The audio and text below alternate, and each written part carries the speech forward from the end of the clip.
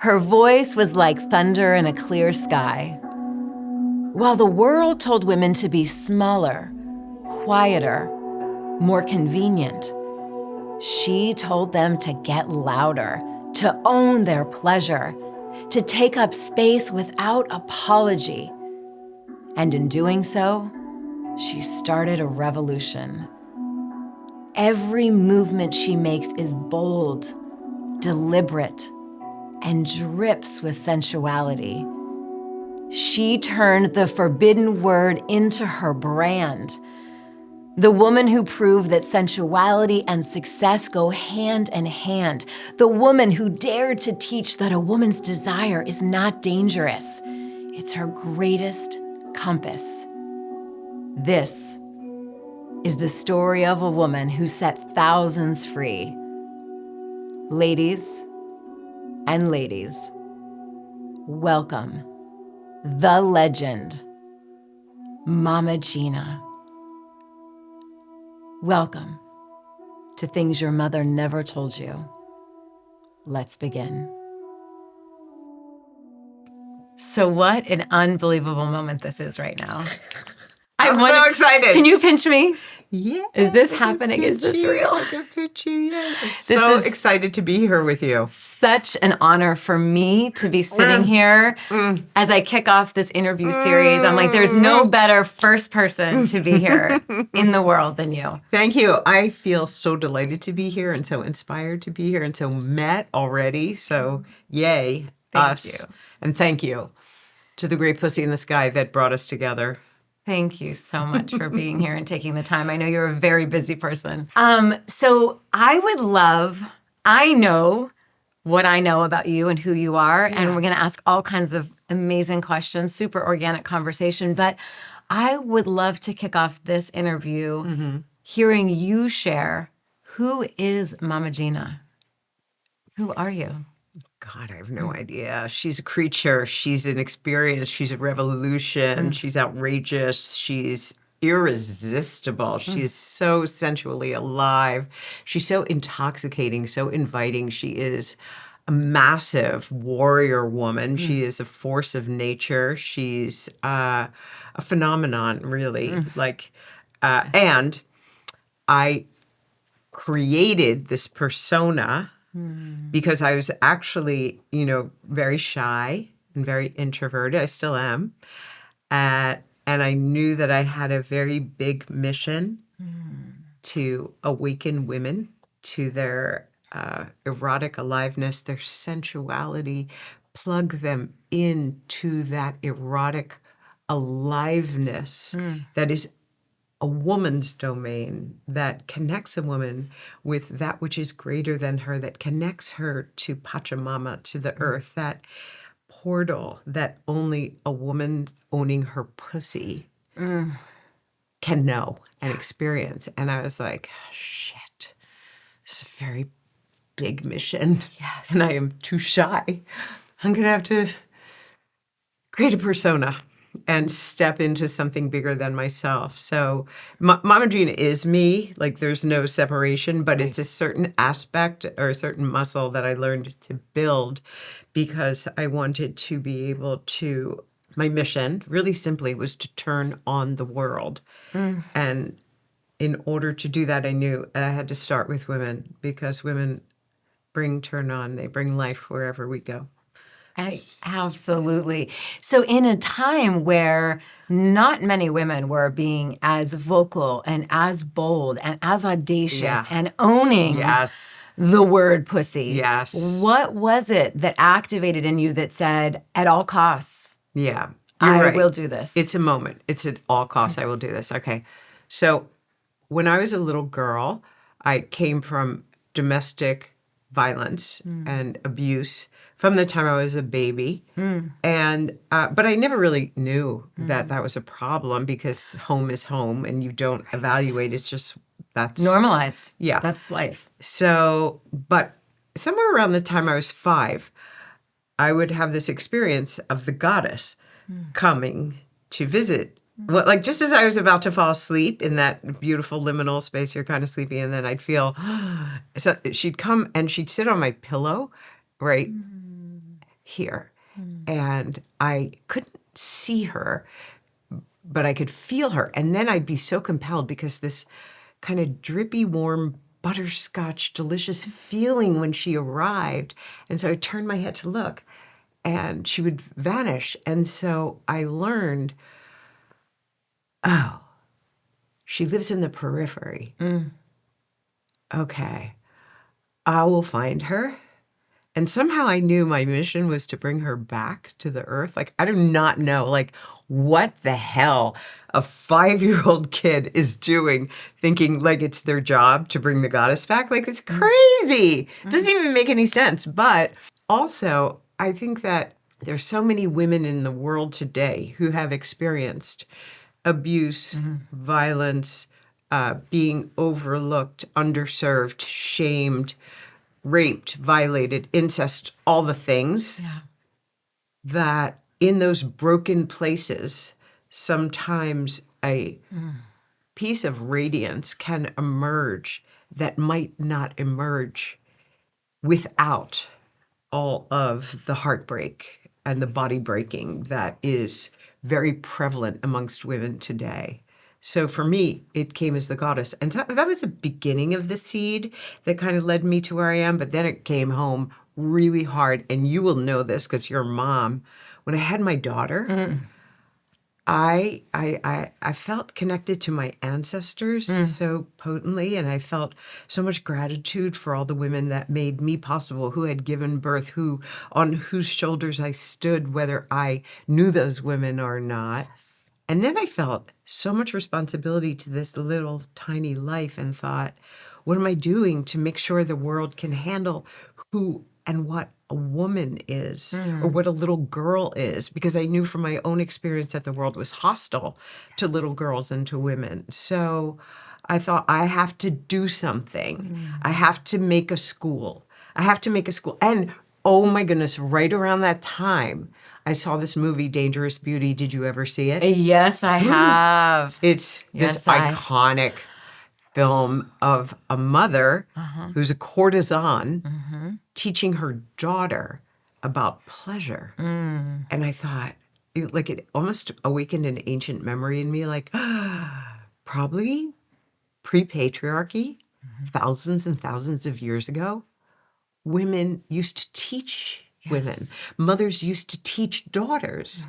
And that lineage has been broken inside of our patriarchal world culture. And I thought, oh, well, I'm a mama now, so I'll open up kind of like a courtesan academy-ish kind of thing where I'll just be Mama Gena, and I'll teach women about how to expand, how to experience pleasure, how to know and own their bodies, how to love their bodies, how to connect with their voices, how to wake up sensually, how to feel and experience pleasure, own their pussies, own their lives. So I didn't know exactly that the thing would stick. Because when you're starting, I just wrote all kinds of courses. Yes. But this one, almost as soon as I wrote it and I started to teach my first course, somebody from the Conan O'Brien show scouted me and came. I ended up, somebody from the New York Times came and wrote a front page style section article on me. I got book offers. You know, it's kind of like when you live a life surrendered to your erotic, the great pussy starts to lead you places. And I know you know that. Look at you. Look what happened to you. Yes. You know? And this book and your unbelievable success and the impact that you've had on the world by plugging into a deeper sense of your feminine and your erotic aliveness. And so for me, I just felt like, okay, there is something here, and I'm just going to keep stepping forward with the help of Mama Gena. I was able to just say yes, yes, yes, and then yes, and more yes. And didn't you start initially in your brownstone? Oh, God. In my living room. Yeah. It was so great and crazy. It was just, I started with like a handful of 10 women Yes. with my first course. And I would sprinkle rose petals on the stoop of the brownstone, and I'd bake cookies.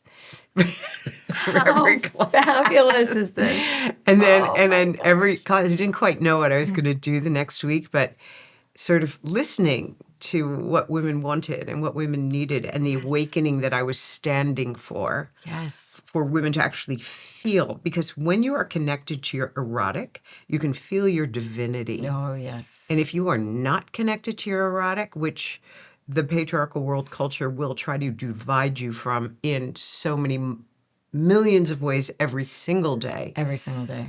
with so much self-doubt, self-criticism, disenfranchisement, disconnection, loneliness, all the things. Endless fear of your own Endless body. fear of Shame. shame Of your shame, own shame body. is the great force of destruction of our time. It's so potent. Yes. So I was just committed to plugging in the circuit, and the School of Womanly Arts became the vehicle by which I've been able to impact literally hundreds and hundreds of thousands of women's lives with my books, and over 80,000 people have taken courses with me, either in person or online. So, and the beat goes on, and there are still more women to impact. And that's why I'm glad you're on this ride with me, my love, because I'm so glad to be on this ride. So that brings me to we know where it all started. yeah. And what is happening right now in the world for Mama Gena? What are you up to? So many little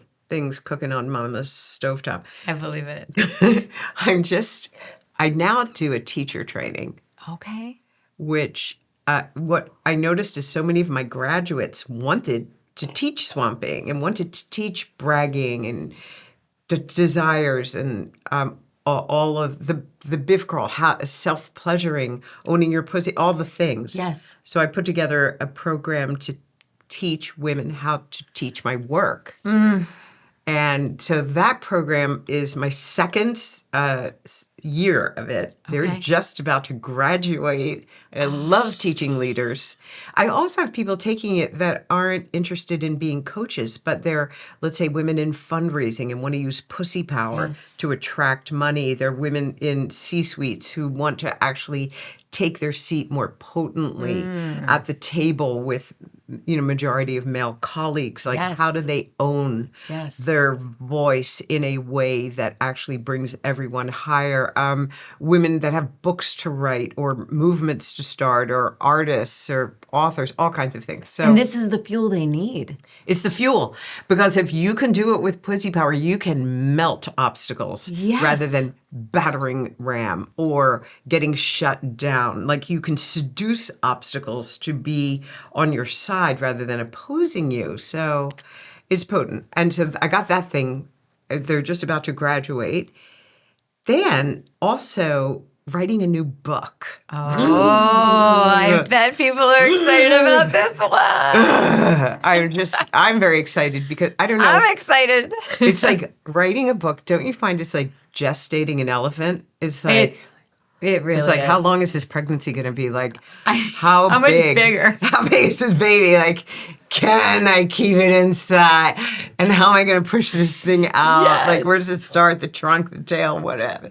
Anyway, so I've been pregnant with an elephant for a while, and I'm just about to submit the proposal.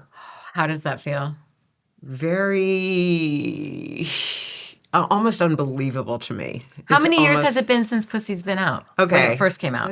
Pussy came out probably 6 years. Yeah. Yeah. So it's about time.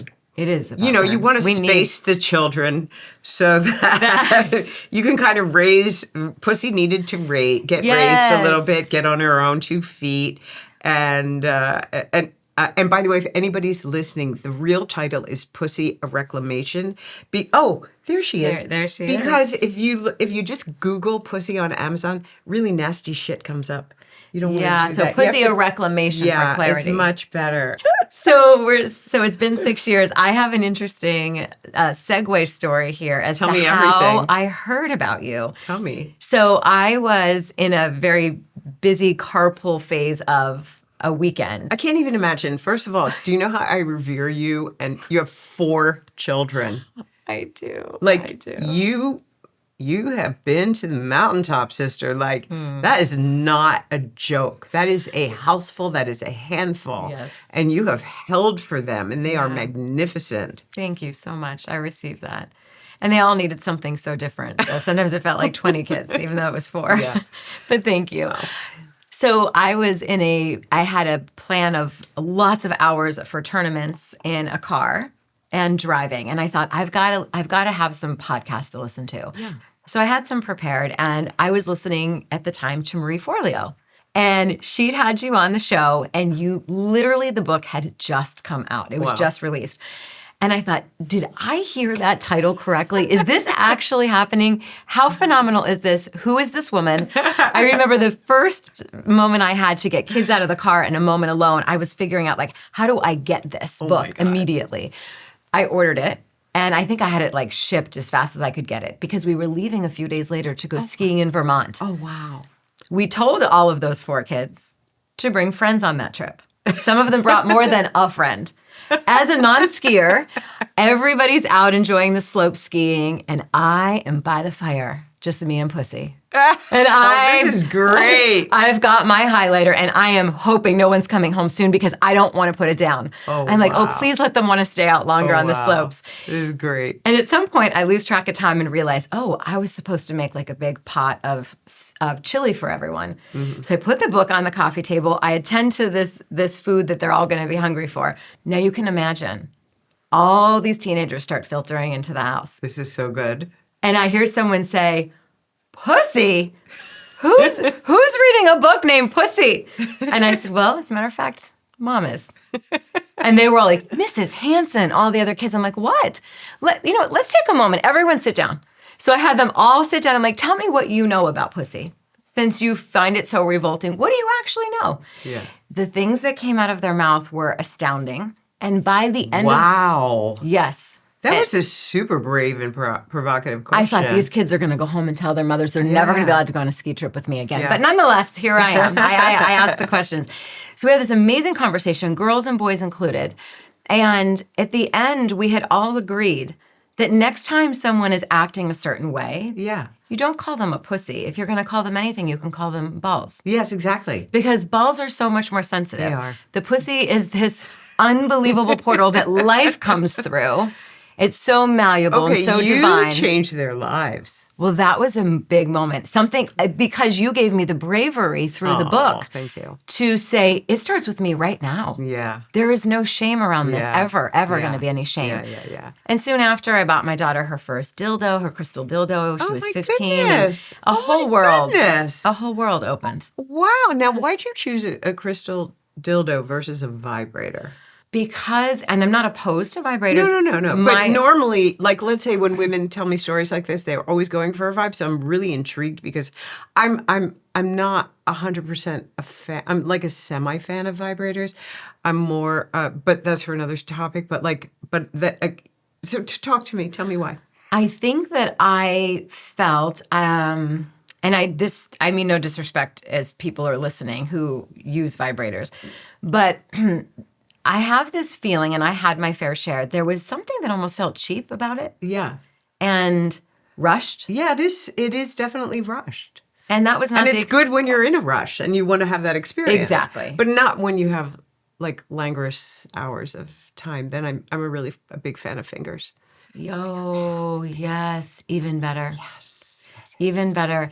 And I gave it to her because she hadn't started dating. She hadn't had a boyfriend yet. Aww. And what I wanted her to do is learn about her pleasure. That's so good. Rather than feel that somebody else had to make her feel that way and first. Then did you like teach her how to use it? Like, did you guys get down together, or did you said you work it out, or how'd that go? I said, you work this out, and any questions you have, I am here. And she seems to have worked it out. That's so good. She's very open about pleasure and sensuality, very comfortable with her body. So good. Because I just didn't want her growing up with shame around her body. And I didn't want her to think that she had to outsource her pleasure to someone else. Beautiful, beautiful parenting. Thank you. One thing I want to say to any young moms that are listening to us, First of all, I would never teach a child to use the word pussy.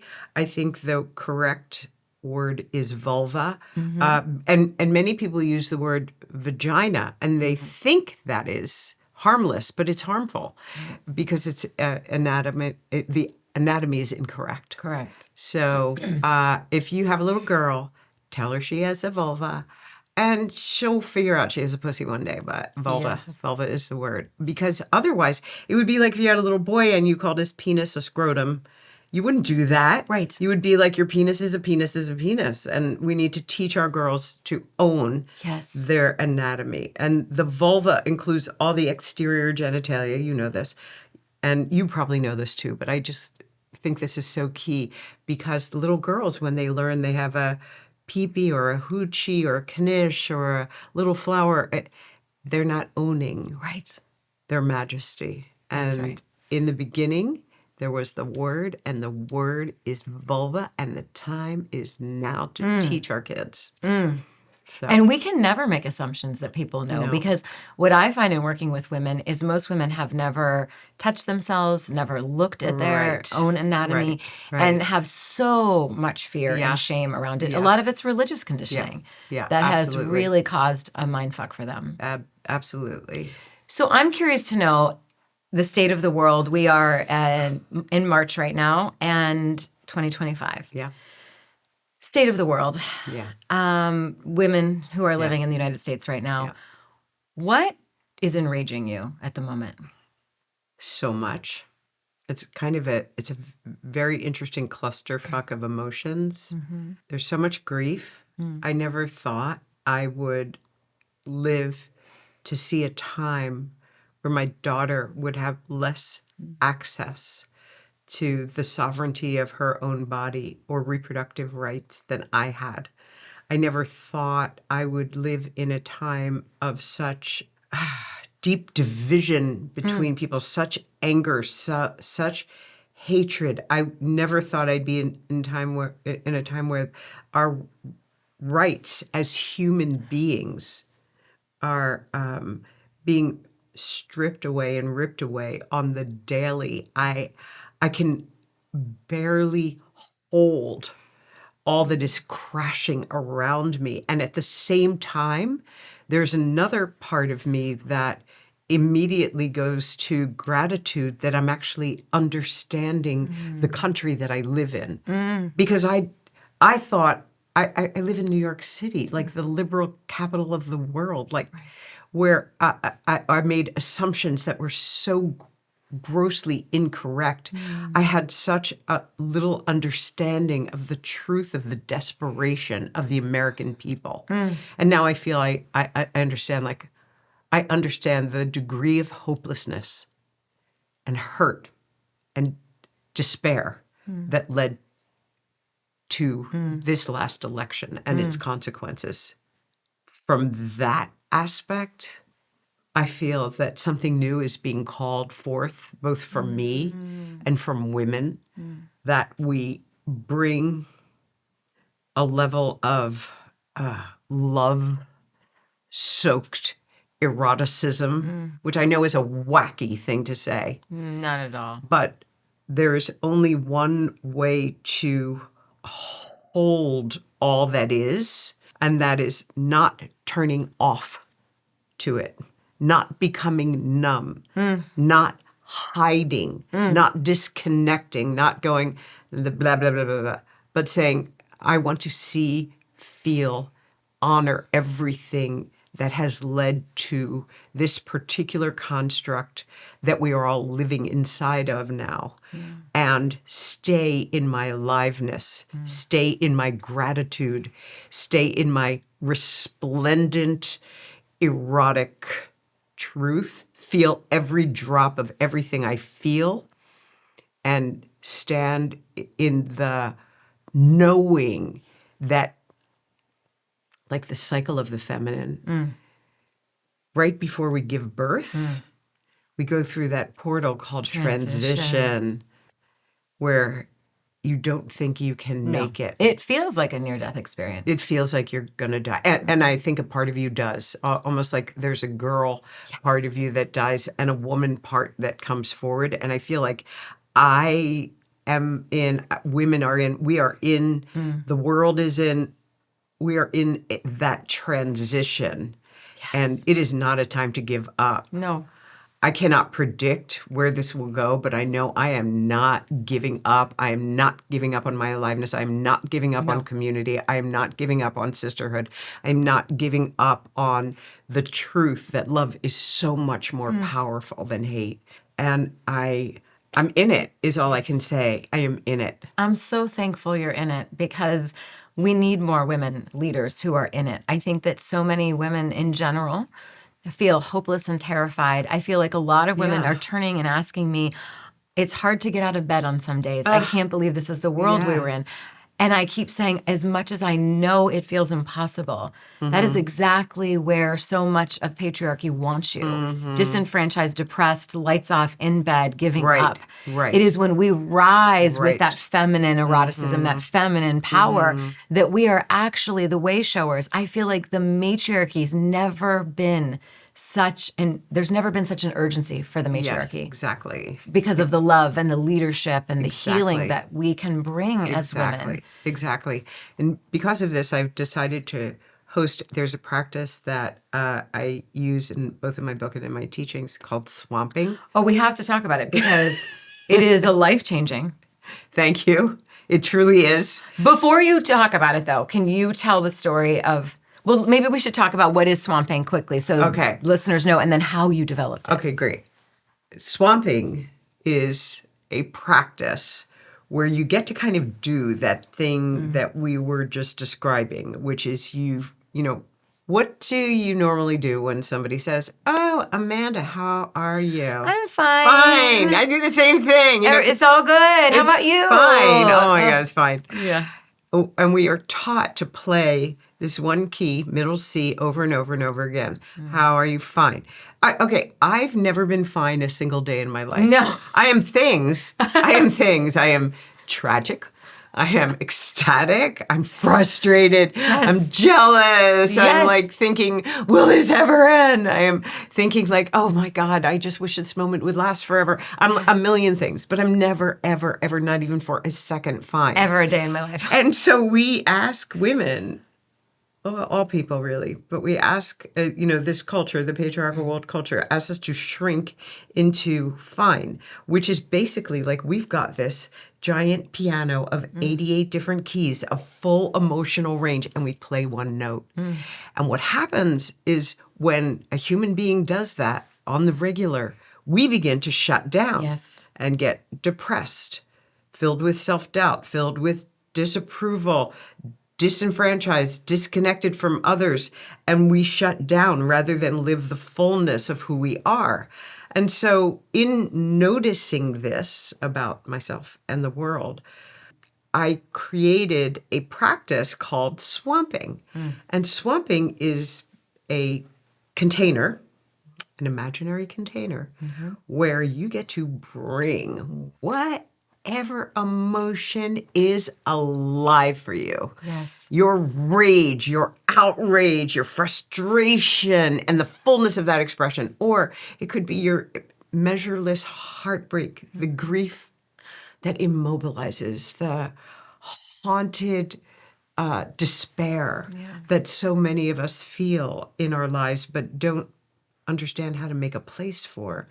And a swamp is a place for all of the emotions, the outcast emotions, to be invited in. Come on, all you little emotions. Yes. I'm going to create a container for you. And it's best practice in community, but it works by yourself. And simply, it's kind of plugging into, okay, where am I emotionally? We were just talking about the age and the time that we're living in. So that's kind of a combo emotion of rage, heartbreak, outrage, desperation, despair, frustration, millions of things. So you have to kind of move through your inner DJ playlist and think, what song? what song connects me? And then I kind of divide it. I'll put on a rage song, because generally speaking, there's always something to rage about, and a grief song, because there's always something to grieve about. And then I'll conclude with a song to turn my body back on and allow me to land back in myself. This practice, when done in community, oh my goodness, it is so potent, it is so powerful, it is so life-changing, because in community, we give ourselves permission. And so it's a practice that I do no matter what course I'm teaching. And I brought it up because I'm actually hosting a free live swamp event. That's coming up at the end of May. Okay. That if anybody wants to go to my website and sign up for it, you can come join. But in the meantime, if you can just host a swamp for yourself today. Like, we could pull one off right in here. It takes a playlist and a willingness to feel, and maybe even something more tender. It's a willingness to invite your feelings and accept however they show up. Yes. Because we're not always good at feeling them or embodying them, because we've shut them down for so long. So in the beginning, you could be like a little stiff and a little like awkward, uncertain. I'm not sure how to do this. But then after a while, it's like, wow, your symphonic, breathtaking, poetic rage has a kind of a canvas on which to pour itself. And then at the end of the 3 songs, boom, off you go, because you've sourced yourself back into your body with Turn On. And I learned about swamping at Mastery, your last Mastery that you ever ran, where we had to switch locations 3 times. How fabulous was that? How do you pull that off? No one will ever know. Damn. From the church to the Broadway. Not only... That's a book. It's a book in itself. It was truly... Yeah. It was filled with wonder, filled with heartbreak. It was incredible. My experience was incredible. I'm sure for you and your team, it was a situation. It was, but pure patriarchal. Yes. I mean, the most unbelievable experience of everything you talk about. Exactly. Being like, oh, we've decided we're canceling your 3 months that you're supposed to be here. You're not allowed to come back. Yeah. Right? Yeah. And I write about in my book, and I reference you and give you all of the love and credit, because I learned about swamping from you. Yeah. And as a child who had, some trauma and abandonment stuff happen when I was 10, nobody could handle my big emotion around it. So I learned to stuff it and say I was fine, because I realized it wasn't safe to not be fine. And then life goes on, and I keep thinking that I've really healed this thing, but I never really did. Yeah. And it wasn't until I experienced my first swamping that I started to like percolate. Wow. And I realized, oh, wow, there's a lot of rage in there. There's a lot of hurt. There's profound grief. And after months and months of working through it, because talk therapy was not going to get me there, I accessed a power that I'd never accessed before. There was a different kind of energetic. That's so good. And all that was you finding a way to live the truth of you and your experience, which is really like all we want for ourselves, for our children, for the world, to be able to actually like live their truth fully. And because we can hold it. Absolutely. So let me ask you this. You have worked with hundreds of thousands of women from all across the world, all age ranges, all backgrounds, belief systems, abilities, everything. Yeah. Everything. What would you say if, and I know this is really hard to distill down, but if you were to pick one thing that you really believe is what women are at the heart of, like if we could pick one thing, this is the heart of all their suffering, collectively, what do you think that thing is that women are really suffering from or with? We have, in our culture, eliminates, exterminates, disparages, and divorces the feminine from her body and from owning her pussy, from owning that which is most essentially feminine about her. She's told that she is so shamed by virtue of having a pussy, Oh, yes. that she feels shame. It easily swivels to self-hatred of every aspect of her body, where she thinks she's wrong. She's the wrong size, the wrong weight, the wrong intellectual ability, the wrong amount of beauty. She looks wrong, she feels wrong, she's can't find her wholeness because if you look at if you go into a church or a synagogue or a mosque, what is outcast? The feminine, especially feminine Absent. sensuality. Yes. So we are outcast spiritually in every way. And so I think that it becomes so essential for a woman to just begin to find a way to fall in love with her body and with her sensuality, or simply own it as much as she owns her hands, Yes. as much as she owns her shoulders, her voice. It's essential, or we will never have wholeness in this world. And what is your belief as to why churches and cultures and businesses, why do you think there is such outcasting of women and their leadership, their power, their bodies? What do you think the fear is, or the reason to control and make us feel less than? I think that is about control and it's about power. You know, if you think about it, whenever there's a war, the action is raping the women. Why? Because you will rape the soul of the village or the community and you will extinguish it. And then that village, that community, that country can be taken by a more dominant force that is greedily looking to acquire whatever resources are there. And currently, women have been, it's almost like the flume has been taken from the stick of dynamite.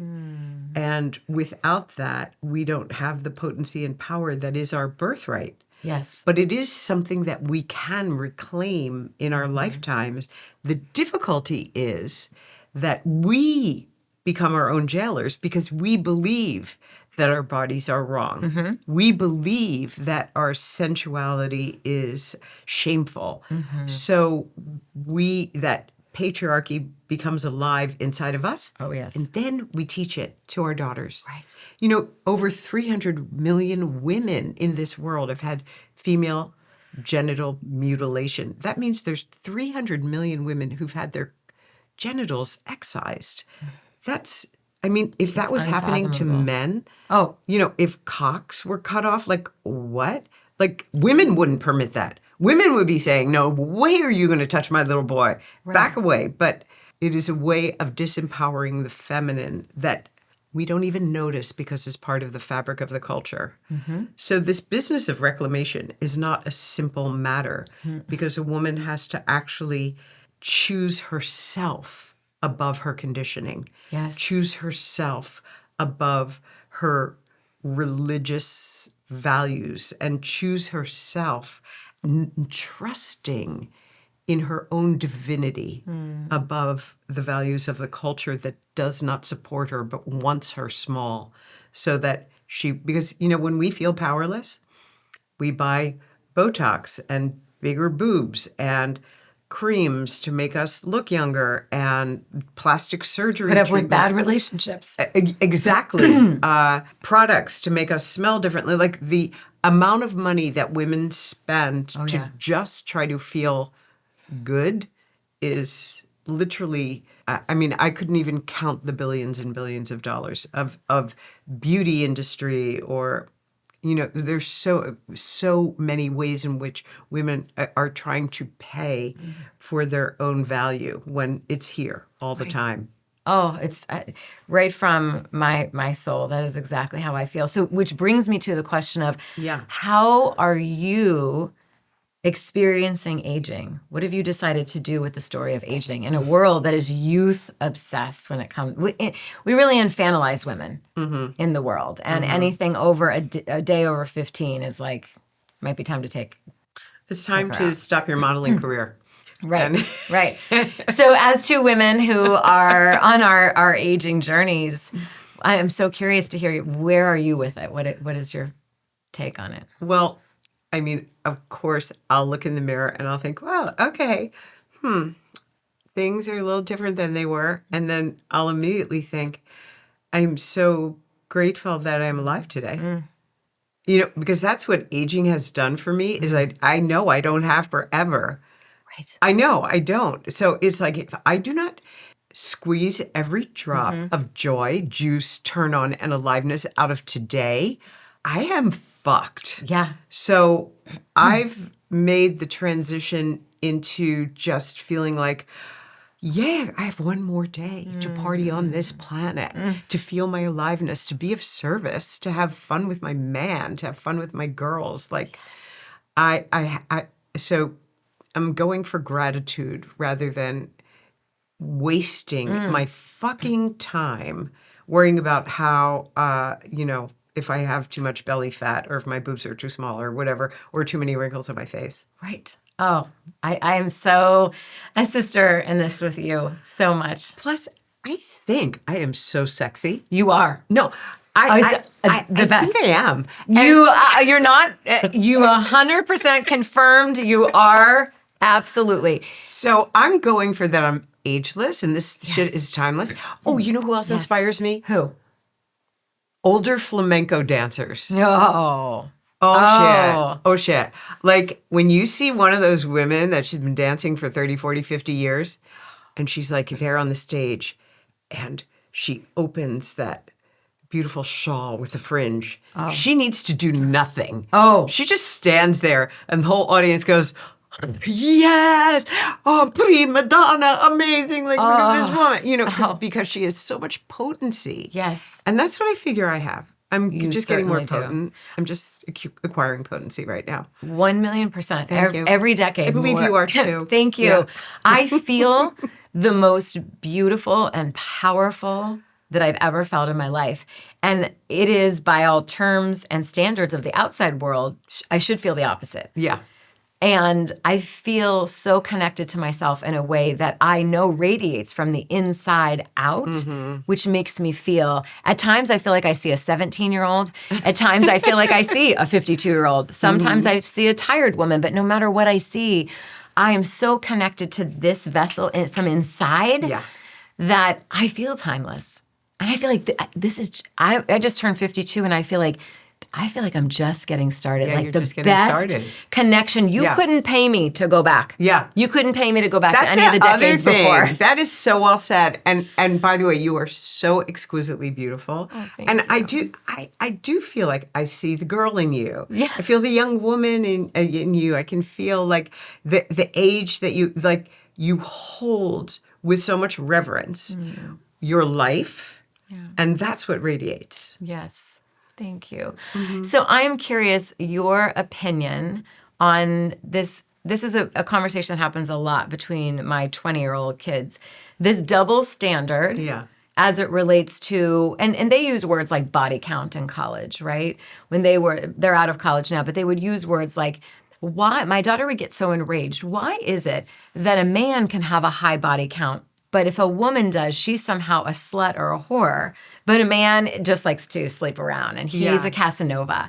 So what are your thoughts? Like, how did we get to this place where it's celebrated, revered for men, they get all the hall passes, and as soon as a woman owns her pleasure and says, I really enjoy having different partners or having sex, we just shut her down and say, oh my God, you must be a slut. I'm not so much of a why girl because I think even when you find out the why, it doesn't solve the problem. Yes. I'm more like, this is the way it is. And so like, let's be slutty and proud. I celebrate the whores of yore. No. The whores of yore. I find it a compliment if somebody says to me, oh my God, Regina, you are such a slut. I'm like, yes, I am. I am so slutty today. It's aspirational. I want to be. Yes. And it just means that you have deconstructed yourself from any storyline that would ever try to minimize your joy or your pleasure. You're just not, I'm not buying it. Well, it's a decision. It's an activation. It is a decision. Like when I am feeling slutty, I am feeling most alive. I do not, if I am feeling proper, I do not feel alive. I feel shut down. I feel boring. But if I'm feeling like, yeah, my whore is activated, look out, world. Oh, yes, this slut is going on the town tonight. Then I know I'm going to have fun. And I'm going to bring fun. I'm going to be fun. Yes. And I'm going to enjoy everyone I encounter like the good slut I am. In all of the ways, the conversations, the eye contact, the touching, the food. Oh, my God. Sluts love to eat. Oh, my gosh. And the sounds we make when we're eating. Yeah. You know, women who are more shut down, they're gluten-free and dairy-free. Oh, I believe it. Because a good bowl of pasta, well, I am gluten-free in America, but I am not gluten-free in Europe. I go because you know where you are. Oh, yes. So tell us what's on the horizon for you? What's next? Let's see. I think just in terms of my personal life, my partnership with Peter is so exciting to me. We're rounding year 8, and I feel like I'm in the process of really learning to bring his king forward more and more and more. This is a man whose love literally rescued me. He is so magnificent, and he is so loving. He's like the first man that I've ever felt all the way safe with. And the consequence has been so powerful with, I have a daughter and he has a daughter. And so we have now, I feel so lucky to have 2 daughters. And I see the impact of our partnership on both of our daughters' life and also in my family. And so my partnership with him is it's an adventure every single day that challenges me and brings forward new parts of me. And then I would say I'm excited about my new book. And all the, I'm starting a mastermind that's going to begin in May. And then in the fall, I have a brand new course that I'm super excited about. So this has been a super creative and potent time in my life. And it was very hard for me to give up teaching live on the mastery stage, but I feel like I'm starting to get my sea legs with this new way of doing business that can now include more of the world than the style of teaching that I was doing before. So where can our listeners find you if they want to work with you, if they want to be in your world? Where would be the best way that they could do that? Best thing, Instagram. I'm Mama Gena on Instagram, or my website is mamagenas.com. Okay. And that is the place, because I punch out these blogs every single week. It's my joy. It is my joy. I just get up early in the morning, my little wake up time while it is still dark and quiet. And I, just whatever is hot and burning on my body, mind, and soul. And I love to connect with women through my blogs. And I answer all my DMs on Instagram all by myself because I cherish my interactions with my community. It's really fun for me. Yes. So those are great ways to connect. Thank you so much for this beautiful conversation. So much fun. For this time together. I've been so moved and so honored. Thank you for the work you're doing in the world. Thank you. I feel less alone because of you, and I'm so grateful for that. Thank you. Thank you so much. Yeah.